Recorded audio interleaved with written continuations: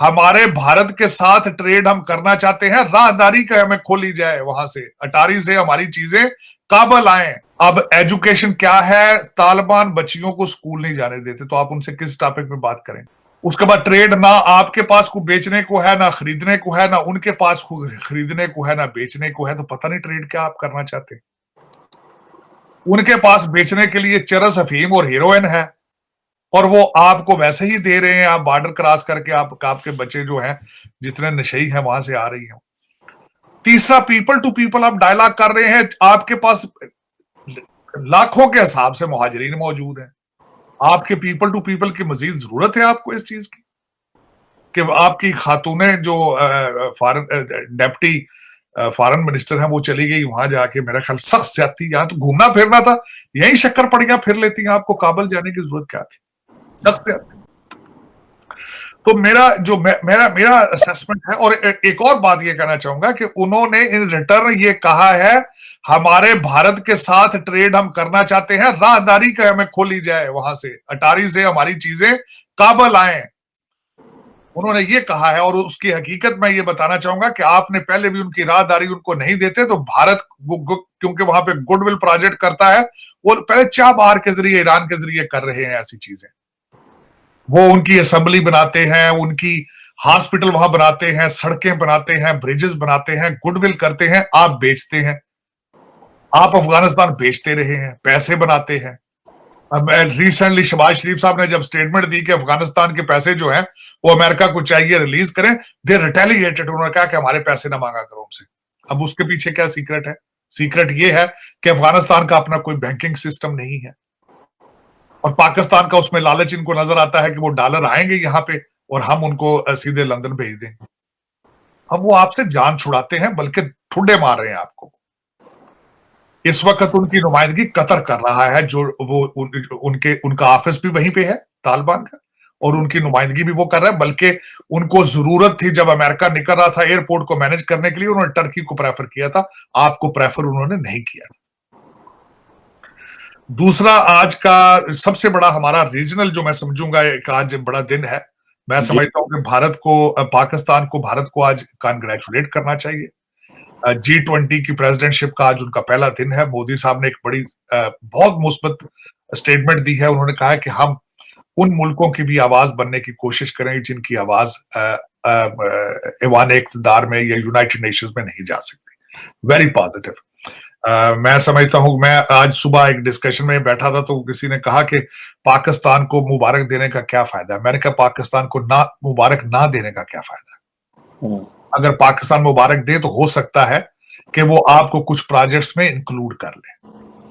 अगर आप नहीं देते तो उसका क्या फायदा है? ये मैटर ऑफ है कि half glass full, half glass empty. ये ओरिजिनली इस चीज को सीखना पड़ेगा अगर if you are moving forward. हर चीज पे तनकीद बराए तनकीद नहीं होनी चाहिए। दूसरी, इस वक्त पाकिस्तान के अंदर की सिचुएशन जो है, वो अगर उसको डिस्कस किया जाए तो परवेज इलाही साहब इस वक्त दूल्हा बन के फिर रहे हैं। पीटीआई भी उनके पीछे पीछे फिर रही है, पीडीएम भी उनके पीछे पीछे है। मुनस इलाही साहब जो है, वो इस वक्त टीवी के चैनलों में बैठ के, आज उनकी एक बड़ी बड़ी कंट्रोवर्सल जो सामने आई बात, जिस पर हम पहले भी डिस्कस कर रहे थे, कि उन्होंने आज एक ऐसा लुत्फा छोड़ा है कि मेरे वालिद साहब जो है, उनके वालिद साहब चीफ मिनिस्टर बने थे ऑन द रिकमेंडेशन और सजेशन और प्रपोजल ऑफ बाजवा साहब। तो उसमें फिर इनको ये चाहिए कि कम से कम पीटीआई के जो ये लौंडे लपाड़े हैं, कुछ हाथ थोड़ा करो बाजवा साहब थे, क्योंकि वो आखिरी टाइम तक भी आपके साथ चलते रहे, आपको आपके इंटरेस्ट को वो फॉलो करते रहे। और उसके बाद अगर मैं दूसरा, अगर बाजवा साहब के हवाले से अगर डिस्कस किया जाए आसिम मुनीर साहब को, आसिम मुनीर साहब is taking some serious steps to, बड़े मैच्योर स्टेप्स ले रहे हैं। वो सदर अरबी साहब से मिलने गए, उन्होंने वहां पे इसका फायदा उठा के इमरान खान साहब से बात कराने की कोशिश की, and he backed out of it. Very mature decision, very mature decision. दूसरा, मैं एक हमेशा ये सोचता था कि ये कहते हैं हम सियासत से बाहर आ गए, हम सियासत में हिस्सा नहीं लेंगे। तो ये आईएसआई का पॉलिटिकल विंग क्यों नहीं बंद करते? ये एक सिंपल सी इजी, सबसे बड़ी बात यह है कि जहां से इश्यूज बन रहे हैं उसको बंद करें, लेकिन वो तो नहीं किया।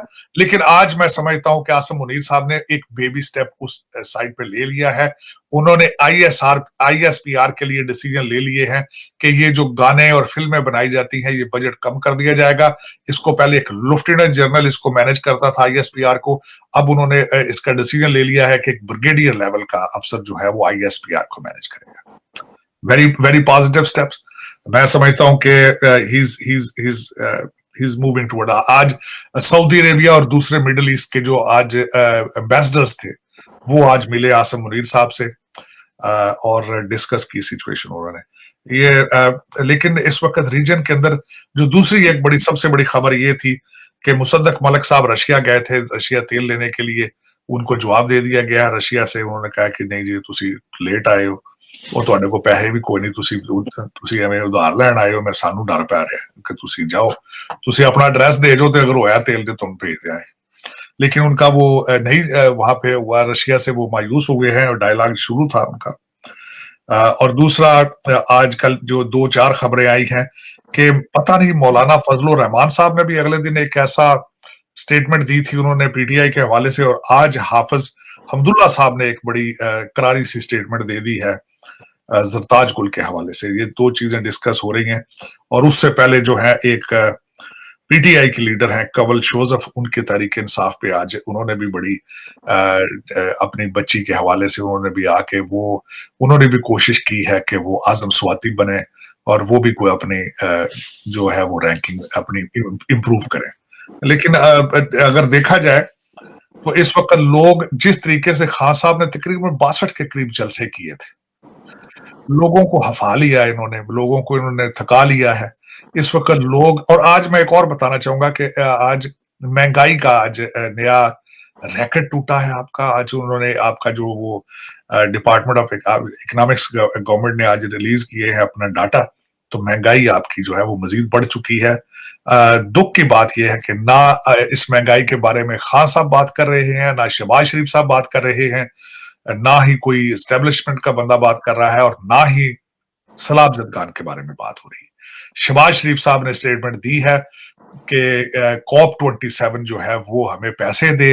उन्होंने एक उसकी टर्म बल्कि इस्तेमाल की है, उसको उन्होंने कहा है कि लॉस एंड डैमेज के उसके मद में हमें पैसे दिए जाएं, क्योंकि नवाज शरीफ साहब ने कपड़े शपड़े खरीदने हैं और वहां पे जो हमजा शहबाज शरीफ है उन्होंने भी शॉपिंग करनी है, मरियम नवाज की सर्जरी होनी है, तो ये पैसे लॉस एंड डैमेज में हमें दें। एनवायरमेंटल वाले वो अपनी एक वारदात डालने के चक्कर में जो और सबसे ज्यादा इंपॉर्टेंट इस वक्त बंदा जो इस वक्त आज जरदारी साहब ने इंटरव्यू एक दे दिया है, उस जरदारी साहब ने अपने इंटरव्यू में फरमा दिया है कि इमरान खान गिरफ्तार भी हो सकता है, इमरान खान साहब जो है वो नाअहल भी हो सकते हैं। जय हिंद दोस्तों, स्वागत है आप सभी का हमारे चैनल पर। इस पाकिस्तानी भाई ने बिल्कुल सही कहा कि एक तरफ भिखमंगा पाकिस्तान ना कुछ खरीद सकता है और ना ही कुछ बेच सकता है, उधर तालिबान चरस गांजा की सेवा पाकिस्तान को क्या ही दे सकता है। वैसे भी बॉर्डर के जरिए पाकिस्तानी नशेबाज ये सब लेते रहते हैं। भारत के लिए रास्ते का रोड़ा बने पाकिस्तान को तालिबान ने कड़े शब्दों में कहा है कि रास्ता खोल दो वरना अंजाम भयानक होगा। अभी हाल में ही अफगानिस्तान के तालिबान शासन की ओर से कहा गया कि अफगानिस्तान में जो परियोजनाएं रुकी हुई थी उन्हें भारत फिर से शुरू कर सकता है। टोलो न्यूज़ की रिपोर्ट के अनुसार अफगानिस्तान के शहरी विकास और आवास मंत्रालय ने कहा कि भारतीय दूतावास के प्रभारी भारत कुमार ने दोनों देशों के बीच संबंधों को सुधारने और अफगानिस्तान में दिल्ली की परियोजनाओं को फिर से शुरू करने में भारत की रुचि व्यक्त की है। कुमार ने अफगानिस्तान के शहरी विकास और आवास मंत्री हमदुल्ला नोमानी के साथ काबुल में बैठक के दौरान ये कहा। बात यह है कि भारत इन परियोजनाओं को पहले से ही चला रहा था, लेकिन जब तालिबान ने सत्ता संभाली तब ये परियोजनाएं कहीं ना कहीं बाधित हुई थी। उसके बाद से तालिबान को ये समझ में आ गया कि विकास उनके लिए कितना ज़रूरी है और भारत अफगानिस्तान में विकास ही कर रहा था। और पाकिस्तान को ये हालांकि पसंद नहीं था, इसलिए वो बीच में कूद कर ये कहने लग गया कि अब तो हमारे भाई आ गए हैं, अब भारत की एंट्री वहाँ पर बैन हो जाएगी। लेकिन उल्टा तालिबान ने उनको ही ठोकना शुरू कर दिया और कहा चुपचाप निकल लो पतली गली से वरना अंजाम बुरा होगा। दोस्तों, आपने हमारे पिछले वीडियो जिसमें प्रधानमंत्री नरेंद्र मोदी के बारे में बात की गई है उसको काफी प्यार दिया है। अगर आपने ना देखी हो तो आप ऊपर आई बटन में उसे क्लिक कर देख सकते हैं। वीडियो को लाइक करें, शेयर करें और चैनल पर अगर नए हैं तो चैनल को सब्सक्राइब जरूर करें। इस चैनल पर आपको पाकिस्तान से जुड़ी हुई सारी खबरें मिलती रहती हैं।